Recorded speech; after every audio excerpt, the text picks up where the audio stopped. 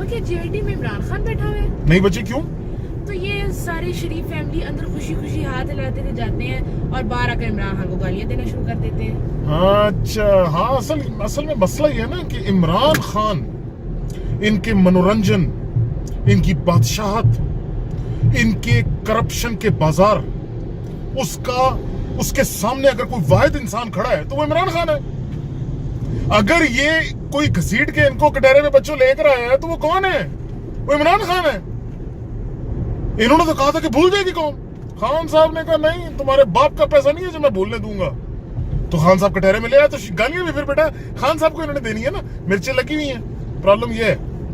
हाँ बाबा, फिर ये शौकत खानम हॉस्पिटल को भी इसमें घसीट लेते हैं। देखो ना, ये शर्म की बात है। एक फलाई इदारा जो पिछले डेकेड से 80% गरीब का मुफ्त इलाज करता है और उसको ये लोग टारगेट करते हैं। ये इनकी ज़हनियत बताती है बच्चे, ये जो है ना, ये बताती है कि ये अपने इस बादशाहत को बचाने की खातिर किसी लेवल तक भी गिर सकते हैं। अरे सियासत में बात करो, कभी शौकत खानम को हिट करते हैं, कभी जो है वो खान साहब की पर्सनल लाइफ को लेकर बैठ जाते हैं। हालांकि अपनी अगर पर्सनल लाइफ इनकी खोल के रखी जाए तो मैं कहता हूं ये किसी को मुंह दिखाने के काबिल ना रहे।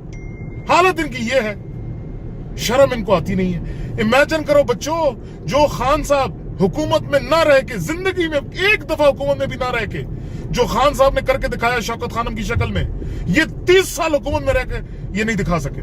इसी वजह से जलते हैं। शर्म इनको आनी चाहिए। लोगों ने बड़ी बेइज्जती की इनकी। बहुत अच्छा हुआ। हाँ बाबा, इमरान खान ने आज अपनी स्टेटमेंट दे दी है। अच्छा, क्या कहा उसने? कि मुंह में मारो इनका पैसा जो लोगों ने डोनेट। खान साहब शेर है, उसने कहा मारो मुंह पे। वो इंसान अपनी नेकियां बचा के रखता है, संभाल के रखता है, आखिर में काम आएंगी।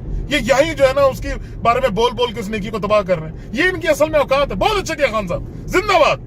मुंह में मारो इनके पैसे वापस इनका।